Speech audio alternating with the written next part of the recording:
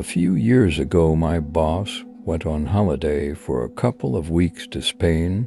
Midway through the holiday, he got a phone call from the police informing him that his sister had passed away in a fire in her flat. So he rushes back home early, deals with the police and the passing and everything. My employers told him to take some time off to grieve, which he duly did. When he came back to work on a Monday morning a few weeks later, we invited him into our coffee room to talk and offer him our sympathies and support. About half an hour later, he excuses himself to start work. He walks into his office, sits down at his desk, turns on his computer, and checks to see if there are any answer phone messages. And the very first message that plays is his sister screaming down the phone, "Help me, help me. I'm trapped, I can't breathe, ... double quotes. Still sends chills down my spine to think about it. As you can imagine, he was pretty traumatized. My grandfather told me this story about how one time he was sitting in a chair in front of the house when he heard his wife repeatedly calling him from inside the house. The thing is, my grandmother passed away a few years before that, but he told me that the voice was so pressing that he actually got up to look inside the house, and as soon as he got inside, he heard a loud crash behind him and turned around to see that the chair he has been sitting in moments ago had been crushed by the cast iron gutter that fell on it. If he didn't come inside the house, he would have probably been seriously injured. Every time I think about it, it sends chills down my spine. I was in a dorm for 2 years in college. A girl who had been having stress issues finally snapped. She was found by someone in a dark stairwell. I was in an older dorm, circa 1887, so there were plenty of nooks and crannies. By the time she was found, she had already torn out over half of her hair and had eaten it. She just kept on saying, "I just need a haircut," in a perfectly normal voice. It took 6 of us and the police sedating her to finally get her strapped down to an ambulance gurney. To this day, I can't forget how powerful she was. She couldn't have weighed over 120 pounds. Yet she had this sort of superhuman ability to rip her arms away, to tear out another clump of hair and stuff it into her mouth, all with a perfectly straight face. Driving home with a buddy from the high school summer job at the local amusement park. It's about 3 in the morning, and there is no traffic at all. Get stuck at the red light that never ends, and while we are waiting, another car pulls up next to us. A big black hearse in immaculate condition, with a clown in the driver's seat, with full makeup and costume on. He never moved, didn't look at us, nothing. Just stared straight ahead the whole time. In his adolescence, Ira Einhorn gave himself the moniker the Unicorn, his German last name translated into English. When he slayed his ex-girlfriend Holly Maddox, Einhorn was an environmentalist and supporter of the anti-war movement. After leaving Einhorn's Philadelphia residence in early September 1977 to collect her belongings, Maddox vanished.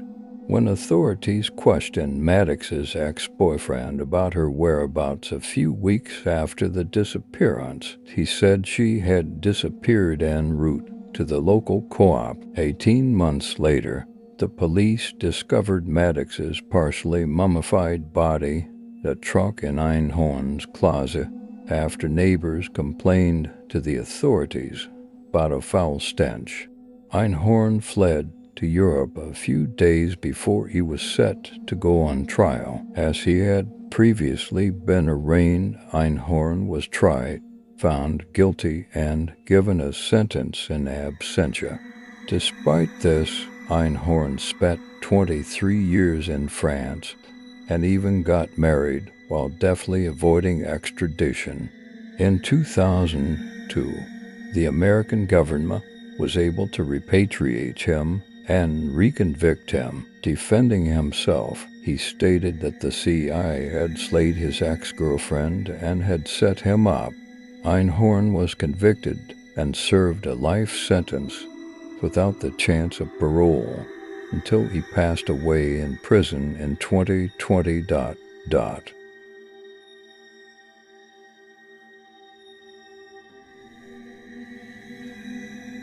Yang Xinhai, dubbed the monster killer by the Chinese media, is thought to be the worst serial killer in China's modern history.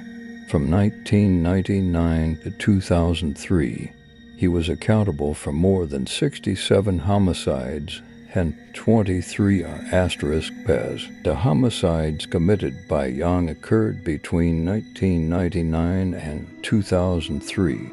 He would break into his victims' homes at night, slaying every person inside, primarily farmers, with axes, hammers, and shovels, often an entire family. He always wore brand new clothing and oversized shoes. In one horrific homicide case, Xinhai forced the victim's husband and their 6-year-old daughter to watch as he paid the woman. He slayed them afterward. At the time of his arrest, various media sources claim that Yang's motivation for the homicides was revenge against society due to a bad breakup. According to rumors, his girlfriend broke up with him due to his past convictions for pay and stealing. On February 14, 2004, Xinhai was executed by firing squad. In 1946, in Texarkana, for horrifying crimes occurred in less than 3 months. On the Texas side of the town, 3 violent incidents targeted young people parked in lovers' lanes. The 4th on the Arkansas side was the shooting of an elderly couple in their remote farmstead. After the shooting spree, 5 individuals were lethally shot and 3 suffered critical injuries. The cops received very little information from the distraught survivors. The homicides shook the community to its grounds. While husbands were away on business trips, women packed up their belongings, took their kids, and checked into the hotel. Others devised security systems in the style of Rube Goldberg by connecting pots and pans to wire laid throughout their property. Normally unarmed citizens placed pallets on the floor so their kids could lie next to them as they slept with loaded pistols. Texarkana Gazette dubbed the assailant the Phantom Killer. Several books about the case have been written, and a highly fictionalized film called The Town, that dreaded sundown, was made in 1976. In 2014, a remake of the original movie was released. The Texas Department of Public Safety once referred to Texarkana's serial killings as the #1 unsolved murder case in Texas history. I used to work in a hospital in the IT department, and we did a number of overnight rollouts, as well as on-call work, response when issues occurred overnight. Many weird things happened or appeared to happen. The thing that struck me as oddest was when I saw the coroner running at full speed down the corridor in the opposite direction towards the morgue. This guy, an older guy in his 50s or so, was going at full speed. I had never seen him above an amble before, but this time he was really going for it. As he got close to me, he yelled out of the way, "I got another live one." I am not sure what was more disturbing, the fact that he was dealing with what I could only assume was a deceased body that now appeared to be alive, or the fact he said another. Robert Hansen was a reliable husband, father, and respected part of Anchorage society. The monickered Butcher Baker, however, held many sinister secrets. Between 1971 and 1983, he abducted, assaulted, and slayed at least 17 women aged 16 to 41. Hansen is thought to have commenced homicides around 1972.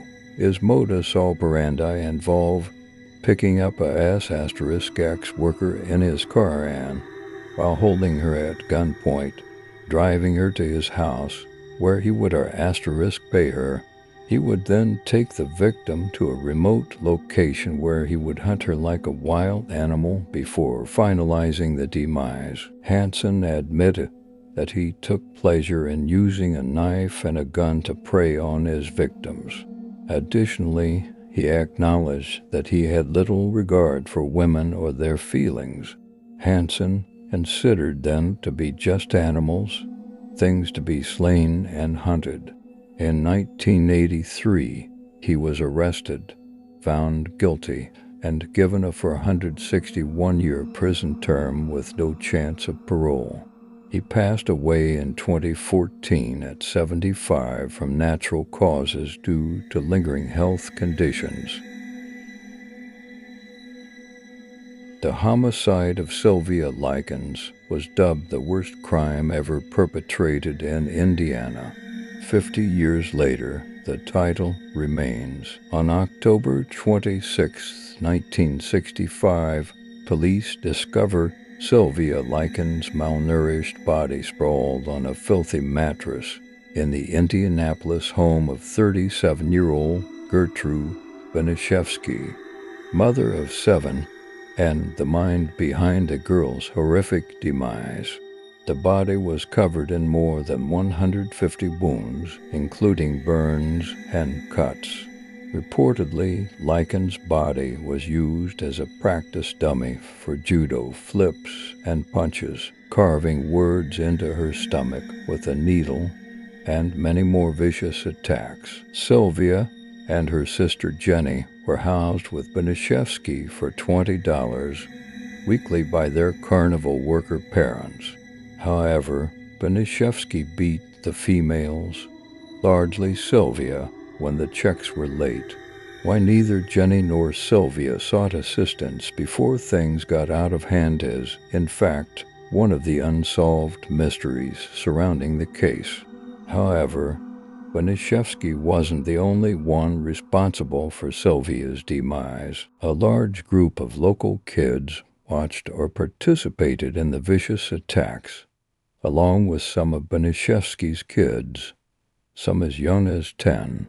Even more astonishing is that all the criminals involved eventually got off on their misdeeds, some following laughably short prison terms.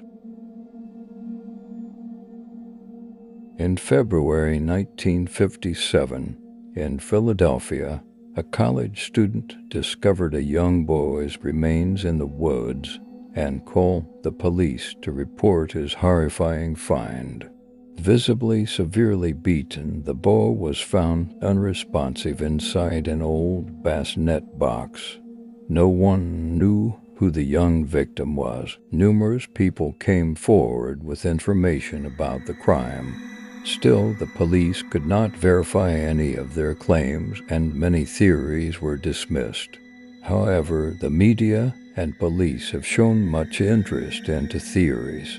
Each one has been thoroughly examined. In February 2002, a woman, only known as Martha, brought forward one of the main case theories. Martha asserted that the boy named Jonathan was bought from his biological parents in the summer of 1950 by her violent mother. She claimed that the boy experienced physical and carnal torture inside the home. Martha knew of information that had not been made public, raising the police's attention to her statement. The woman claimed that the young boy had baked beans just before being battered to demise, supporting the autopsy findings. She also said that he had been showered just before he passed away, which was consistent with the coroner's discovery of water-pruned fingertips. Although Martha's testimony appeared consistent with the evidence, her extensive history of mental illness rendered her an unreliable witness. The case stays unsolved and is open to this date. The boy remains unidentified, and his grave in Philadelphia at Ivy Hill Cemetery has a large headstone bearing the words "America's Unknown Child." In 1965, Fred and Edwina Rogers and their adult son Charles were residing in a peaceful area of Houston. The family tended to keep to themselves, especially with Charles's antisocial and reclusive behavior. In fact, many neighbors were unaware that Charles lived at home with his parents, as they never saw him around. A family member inquired that the Houston police check on his elderly aunt and uncle after not hearing from the Rogers for several days. The patrolman saw food on the dining room table but could not find Fred or Edwina. When they opened the fridge, many meat packages were neatly stacked on top of one another.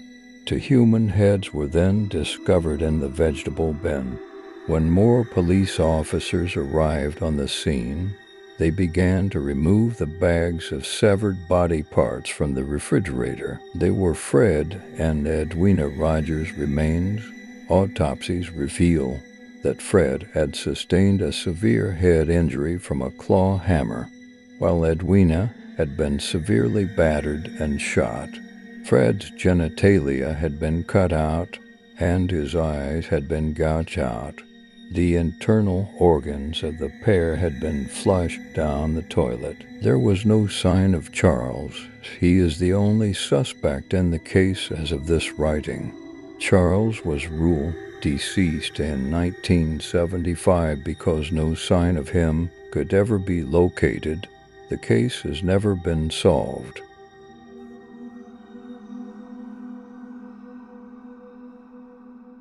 In September 2014, a Utah boy discovered his parents and three brothers deceased after arriving home. The Salt Lake Tribune reported finding a to-do list in the house, which included tasks like feed the pets and find someone to wash the house written on it. The found list gave the impression that the parents were preparing to go on vacation. However, there was no suicide note, no warning that they would do this, and no explanation. After autopsies, it was revealed that the five family members consumed a lethal concoction of drugs that September day. However, why and how the parents and kids consumed the drugs remained a mystery. Sometime later, police revealed more terrifying information about the case. According to family members' statements, the parents' motivations included believing that the world's end was near and frequently spoke of leaving this world. Apparently scared of the apocalypse, the parents poisoned the kids and themselves. On November 10, 1923, Nathan Leopold committed to travel 6 hours from Chicago to the University of Michigan. Accompanied by his friend and lover, Richard Loeb, they intended to break into Loeb's former fraternity, but all they had taken was a typewriter, a few watches, some knives, and around $80 in loose change. Leopold was agitated on the way back to Chicago because the robbery had been a big effort for a small payoff. When Leopold finally stopped complaining, Loeb began to discuss his idea of committing the perfect crime while they continued to travel through the country roads toward Chicago. They broke into several homes and started a few fires, but none of their crimes had been published in the media. Loeb desired to commit a crime that would create a huge buzz: abduction and homicide of a child. After plotting their plan through the winter, in May they kidnapped a child they knew had a wealthy father who would pay the ransom. Following the abduction, they beat the boy's skull with a chisel, jammed a rag down his throat, and disposed of the body. When the two returned to the city, Leopold dropped the ransom letter into a post box. However, their plan to execute the perfect crime failed.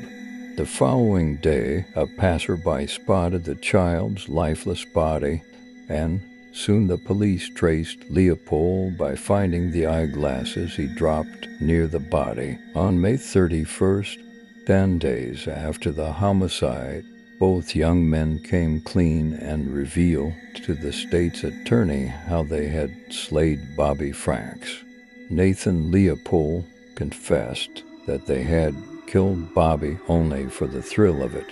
At the time of the murder, Richard Loeb and Nathan Leopold were 18 and 19 years old.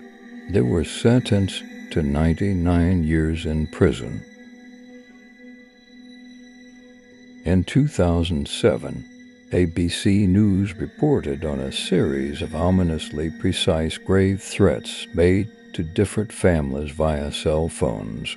The families claim that the calls, which threatened to slay their children, pets, and grandparents, came in any time at night. According to one family, the callers seemed to know when the kids left for school and when they were home alone. Families also received voicemails with recordings of their private conversations. According to the victims, the caller was aware of their activities and what they were wearing. The family of Courtney Kuykendall, 16, said that her cell phone started sending text messages to her friends by itself in February, which is when the family's problems began. The Kuykendall family also reported a caller having a scratchy voice and threatening to slice their throats, which continued for months. Another victim reported receiving a call from an unknown caller saying they preferred lemons when the woman was slicing limeys in her kitchen. The police couldn't find the perpetrators.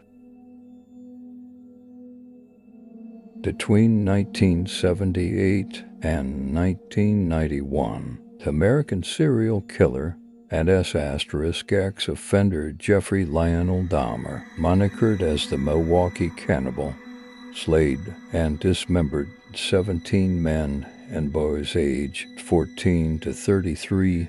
Dahmer dismembered and kept their organs and bones in his home and used them for carnal pleasure. Sources claim that Dahmer was fascinated with deceased animals from a young age. When he was 4 years old, Dahmer may have noticed his father removing animal corpses from the house's foundation. This may have sparked his mania with deceased animals. Dahmer referred to animal bones as his fiddlesticks and was oddly pleased by the sound the bones made. In 1991, after one of his potential victims escaped, Dahmer was captured and admitted to his crimes. Despite being diagnosed with borderline personality disorder, schizotypal personality disorder, and a psychotic disorder, Dahmer was named to be legally sane at his trial. 3 years later, A fellow inmate fatally beat him on September 21st, 2022.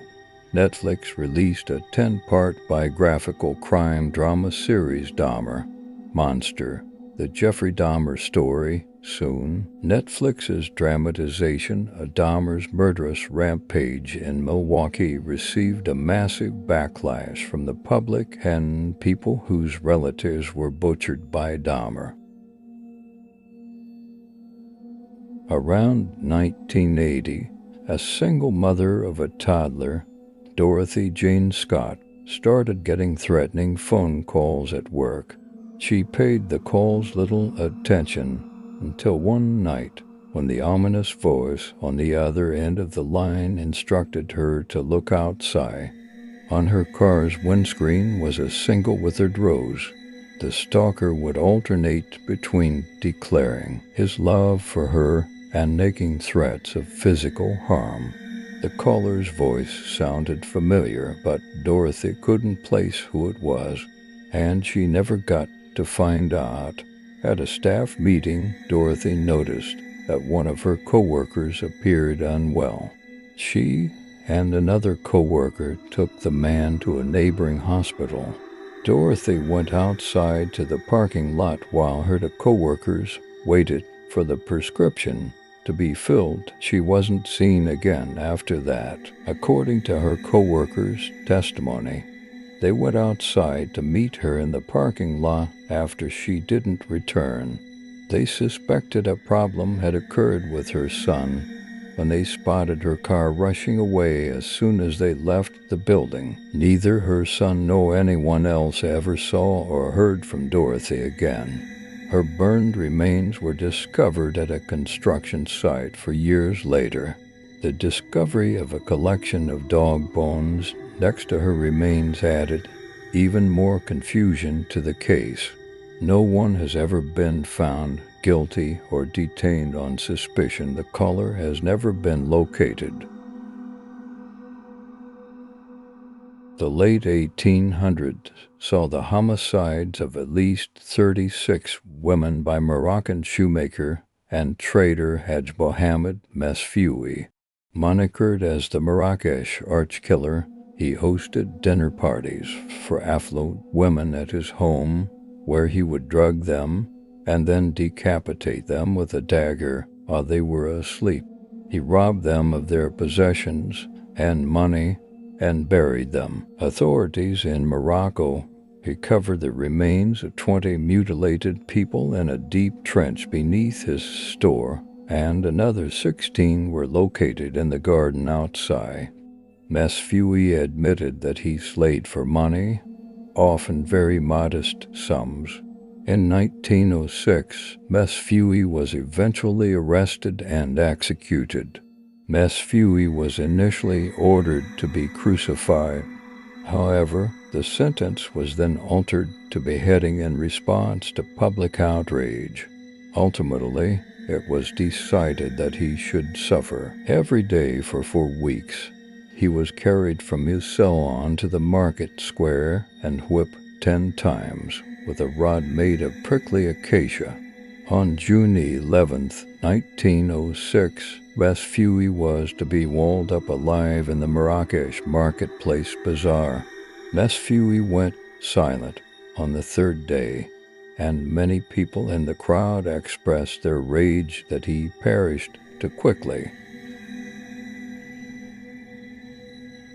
The creepy, old-fashioned porcelain doll with a Victorian appearance, red lips, rosy cheeks, and blue eyes, referring to Annabelle, may come to mind when one thinks of a haunted doll. However, it's unlikely that anyone still keeps one in their house, unless that house is Warren's Occult Museum in Monroe, Con. However, those dolls are not the only ones getting possessed. Disney's Frozen Elsa doll, given as a Christmas 2013 gift in the Houston region, made headlines when it appeared to start acting paranormal. For 2 years, the doll was working as it was technically supposed to, reciting phrases from the movie and singing Let It Go when a button was pressed. In 2015, it started randomly alternating between English and Spanish languages. The woman who purchased the doll claimed that, even with its switch off, the doll would start speaking and singing randomly. In December 2019, the family chose to get rid of the Elsa doll. Despite tossing it in the garbage, the family eventually discovered it hidden inside a bench in their living room weeks later. Following the discovery, Elsa started to speak and sing solely in Spanish, soon after which the family made another attempt to scrap the Elsa doll.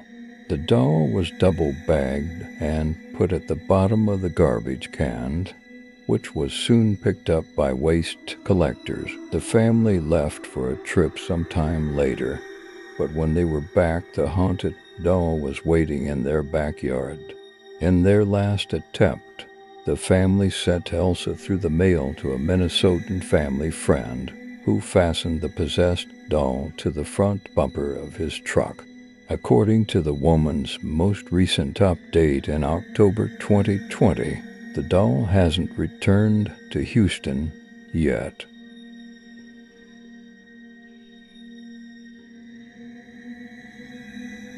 American serial killer Donald Henry Gaskins boldly proclaimed to have stabbed, shot, drowned, and poisoned hundreds of people. Due to his small frame, his friends and relatives referred to him as Pee-wee. He was under 130 pounds and about 5'2" tall. Despite asserting that he slayed between 100 and 110 people, investigators never discovered concrete proof of the homicides. 10 of the 15 victims Gaskins was verified to have slain during his lifetime were under 25 years old and 5 were underage. After attempting self-harm in prison, Gaskins was executed in the electric chair on September 6, 1991.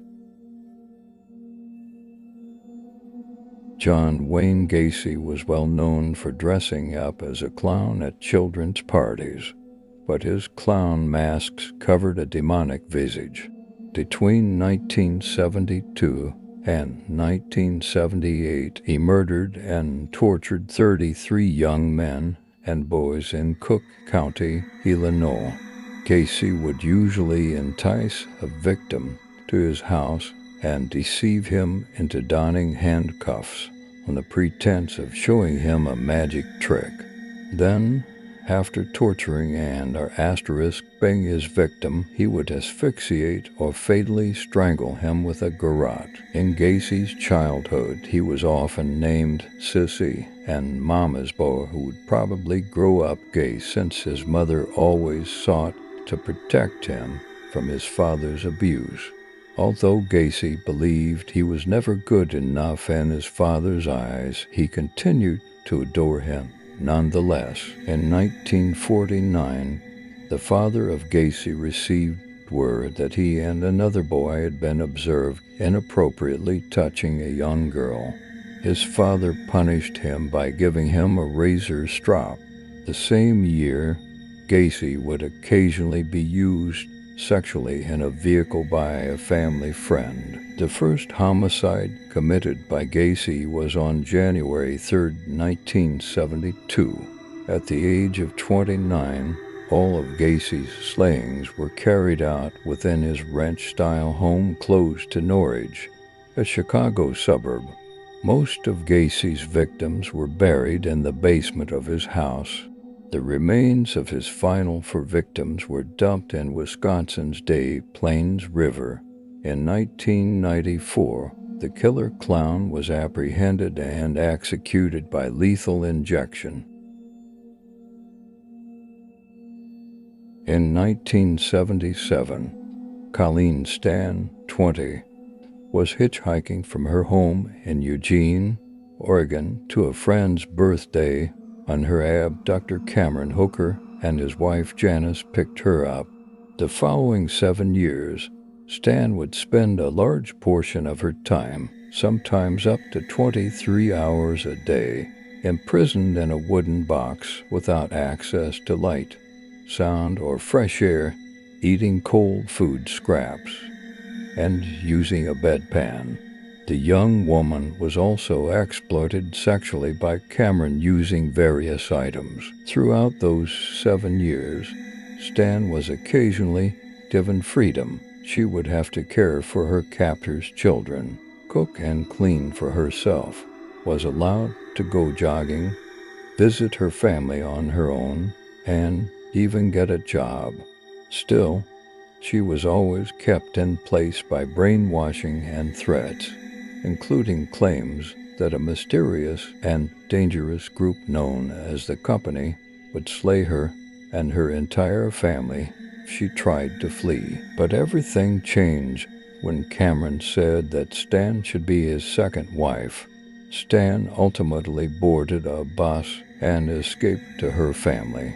At the same time, Janice cooperated fully and turned in her husband in exchange for immunity. Stan, only a few months away from turning 28 at the time, wasn't free of her suffering until August of 1984. Even then, the many years of torture and brainwashing had kept her from reporting what had happened to the authorities.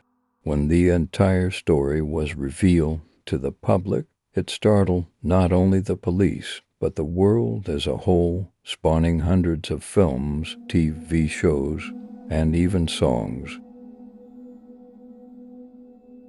Tsutomu Miyazaki, dubbed the Otaku Murderer, is one of the most infamous Japanese serial killers in history. He was convicted of slaying for young girls, aged 4 to 7, in Saitama and Tokyo between August 1988 and June 1989. He kidnapped the girls, slayed them in his car, then mutilated and molested their corpses. He also practiced cannibalism and kept their body parts as trophies. Miyazaki is said to have disassembled one of his victims' bodies, retained her hands, and continued to cannibalize and drink blood from them. In July 1989, Miyazaki was detained in Ashiji after being accosted while photographing a young girl in her underwear. Despite being diagnosed with one or more personality disorders, he was found to be sane and conscious of his crimes and their repercussions.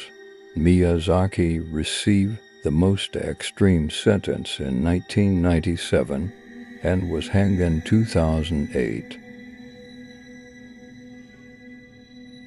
My grandmother's entire life had a recurring nightmare. In this nightmare, she would be walking down a long, dark hallway, turn to the left, open a door, and see something terrible. She'd always wake up before seeing what it was. In her 40s, she, her husband, my dad, and my aunt were on vacation. They booked the hotel at the last minute, so they ended up having to get to rooms with the twin beds on opposite sides of the floor. My dad wakes up around 3 a.m. and can automatically tell something's not right. He calls out in the darkness, "Dad," no response. He turns on the bedside light, "Dad," he says, a little louder this time, still no response. Getting worried, he slides out of bed and shakes his father. He doesn't wake up. My dad ran down the hotel hallway to my grandma's room and started banging on the door.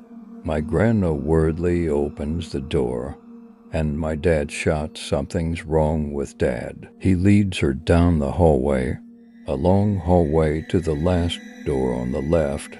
My grandmother reaches the door, turns to the left, and sees her husband deceased in bed. Heart attack. She never had the dream again. In August 2016, Kennedy E. Fay, 26, of North London, reportedly started acting strangely and aggressively after experiencing throat pain. Before his family restrained him to a bed using cable ties and excessive force, he allegedly bit his father, threatened to cut off his own pee asterisk, and spoke of having a python or snake inside of him. According to his brother, Kennedy needed to be restrained because he would hurt either himself or his family members. After Kennedy had been confined to his bed for 3 days, his brother called emergency services and explained that he had been complaining of dehydration. When the emergency services arrived, he was pronounced deceased at 10:17 a.m. The court was informed that the family spent those 3 days trying to heal Kennedy through restraint and prayer. All 7 of Kennedy Ife's relatives were charged with manslaughter, false imprisonment, and allowing a vulnerable adult to pass away. Kennedy Ife's body had over 60 wounds, including what seemed to be a bite. On March 14, 2019, following a 4-day jury deliberation, all 7 family members were found not guilty of manslaughter.